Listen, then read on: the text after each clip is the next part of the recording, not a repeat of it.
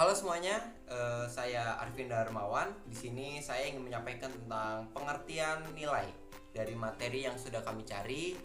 Di materi ini disebutkan adalah nilai adalah sesuatu yang berharga, berguna, indah, memperkaya batin dan menyadarkan manusia akan harkat martabatnya.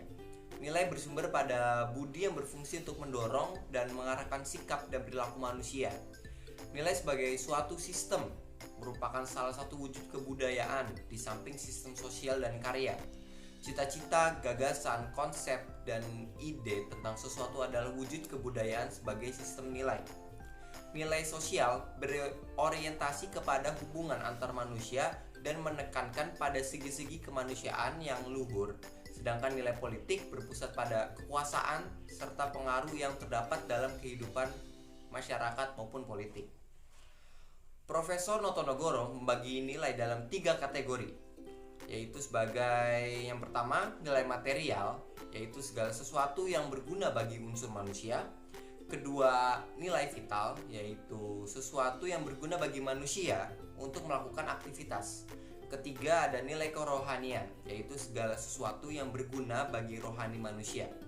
Nilai kerohanian dapat dirinci sebagai berikut. Jadi itu nilai kerohanian ada 4 poin.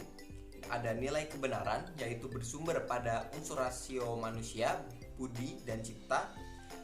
Kedua, ada nilai keindahan, yaitu bersumber pada unsur rasa atau intuisi.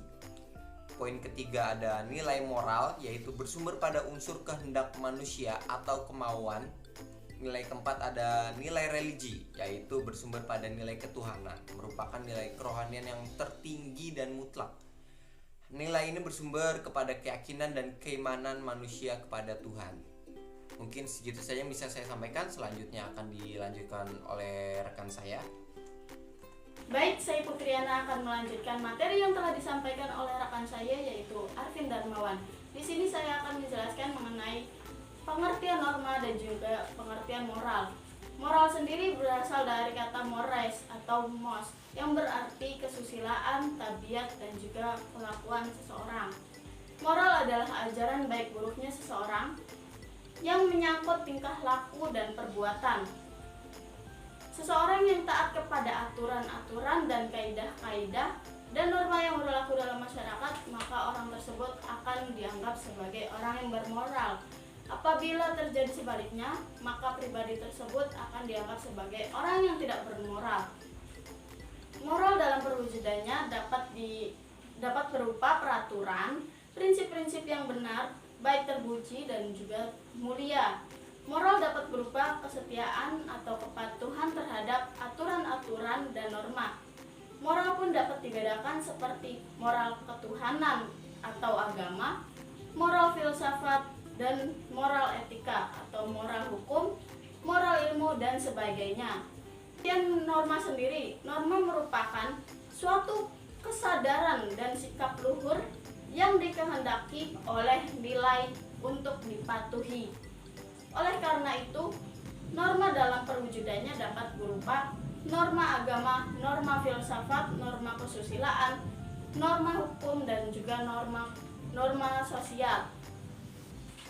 Adapun sanksi-sanksi yang akan didapatkan oleh pelanggarnya berupa norma agama dengan sanksi dari Tuhan, norma kesusilaan dengan sanksi rasa malu dan menyesal terhadap diri sendiri, norma kesopanan berupa mengucilkan dalam pergaulan masyarakat, norma hukum berupa penjara atau kurungan atau denda yang dipaksakan oleh alat negara. Baik, selanjutnya akan dilanjutkan oleh Manda. Amanda di sini akan menjelaskan Pancasila sebagai moral-moral politik. Pancasila sebagai moral-moral politik. Yang pertama, arti formal moral Pancasila. Pancasila sebagai pandangan hidup bangsa Indonesia yang telah disahkan sebagai dasar negara adalah merupakan kesatuan utuh nilai-nilai budi pekerti atau moral.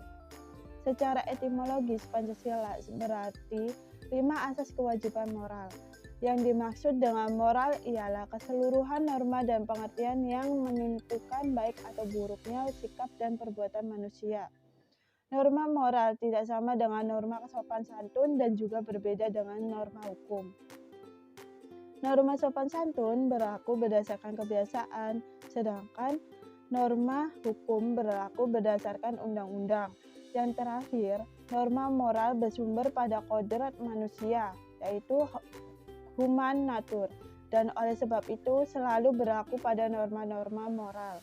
Yang kedua, moral politik Pancasila. Pancasila merupakan dasar negara dan sekaligus ideologi bangsa. Oleh sebab itu, nilai-nilai yang tersurat maupun tersirat harus dijadikan landasan dan tujuan mengelola kehidupan negara, bangsa maupun masyarakat. Dengan kata lain, nilai-nilai Pancasila wajib dijadikan norma moral dalam menyelenggarakan negara menuju cita-cita sebagaimana dirumuskan dalam alinea 4 pembukaan Undang-Undang Dasar 1945. Etika politik Pancasila mengamatkan bahwa Pancasila sebagai nilai-nilai dasar kehidupan bernegara, berbangsa, dan bermasyarakat harus dijabarkan dalam bentuk perundang-undangan, peraturan atau ketentuan yang dibuat oleh penguasa. Dengan kata lain, semua produk hukum yang berlaku di Indonesia tidak boleh bertentangan dengan jiwa dan semangat Pancasila. Dan materi selanjutnya akan dibahas oleh Diki Alamsyah. Assalamualaikum, saya Diki Alamsyah. Saya akan melanjutkan materi yang telah disampaikan Sandra Tri Amanda. Hakikat etika Pancasila. Rumusan Pancasila yang otentik dimuat dalam pembukaan Undang-Undang Dasar. Alinea keempat, dalam penjelasan Undang-Undang Dasar yang telah disusun oleh PPKI ditegaskan bahwa pokok-pokok pikiran yang termuat dalam pembentukan ada 4, yaitu persatuan, keadilan, kerakyatan, dan ketuhanan. Menurut kemanusiaan yang adil dan beradab, dijabarkan dalam pasal-pasal, batang tubuh, dan menurut TAP MPRS nomor 20 MPRS 1966 dikatakan bahwa Pancasila merupakan sumber dari segala sumber. Nilai dasar instrumental dan nilai praksis. Nilai dasar yaitu berupa hakikat, esensial, intisari atau makna yang dalam dari nilai-nilai tersebut. Nilai dasar itu bersifat universal karena menyangkut kenyataan objektif dari segala sesuatu, contohnya hakikat Tuhan, manusia, atau makhluk lainnya. Oke, saya Denny Jonggor akan melanjutkan materi yang dibahas oleh Diki Alamsyah.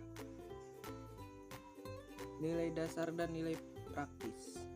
Nilai dasar yaitu berupa hakikat, esensi, intisari atau makna yang dalam dari nilai-nilai tersebut. Nilai dasar itu bersifat dari universal karena menyangkut kenyataan objektif dari segala sesuatu, contohnya hakikat Tuhan, manusia, atau makhluk lainnya. Apabila nilai dasar itu berdasarkan kepada hakikat kepada suatu benda, kianitas, aksi, ruang, dan waktu. Nilai itu dapat juga disebut sebagai direalisasikan dalam kehidupan yang praktis, namun nilai yang bersumber dari kebendaan itu tidak boleh bertentangan dengan nilai dasar yang merupakan sumber penjabaran norma tersebut. Nilai dasar yang menjadi sumber etika bagi bangsa Indonesia adalah nilai-nilai yang terkandung Pancasila. Selanjutnya adalah nilai praktis.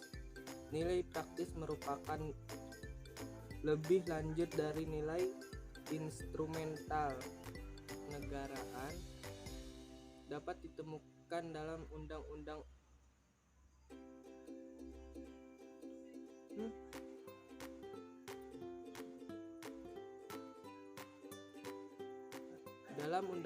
Oranis, yaitu semua perundang-undangan yang berada di bawah Undang-Undang Dasar 1945 sampai kepada peraturan pelaksanaan yang dibuat oleh pemerintah apabila dikaitkan dengan nilai-nilai yang dibahas di atas.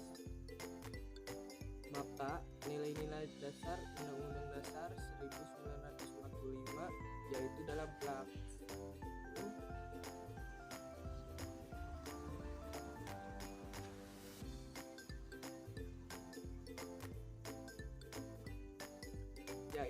pembukaannya,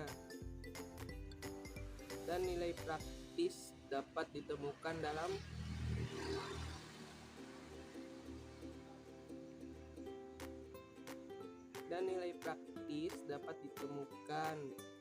dalam peraturan perundang-undangan berikutnya yaitu dalam undang-undang sampai kepada peraturan di bawah berikutnya yaitu dalam undang-undang sampai kepada peraturan di bawahnya.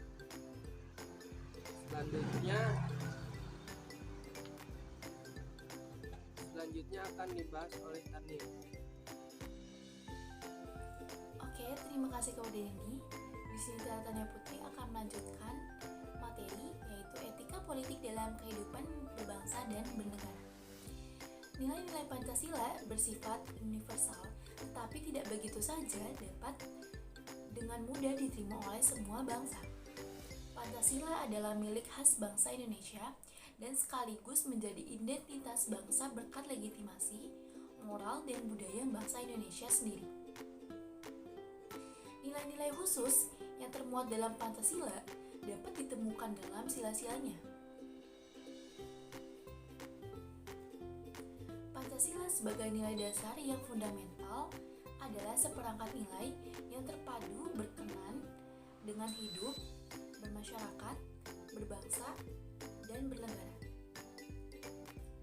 Apabila kita memahami pokok-pokok pikiran yang terkandung dalam pembukaan UUD 1945 yang pada hakikatnya adalah nilai-nilai Pancasila.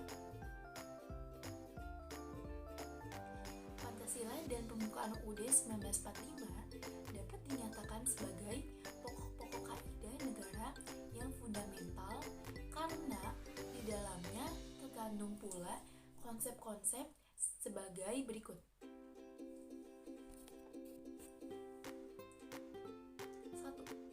Dasar-dasar pembentukan negara, yaitu tujuan negara, asas politik negara, negara Republik Indonesia, dan berkedaulatan rakyat, dan negara asas kerohanian negara Pancasila. 2. Ketentuan diadakannya Undang-Undang Dasar, yaitu maka disusunlah kemerdekaan kebangsaan Indonesia dalam suatu Undang-Undang Dasar Negara Indonesia. Hal ini menunjukkan adanya sumber hukum.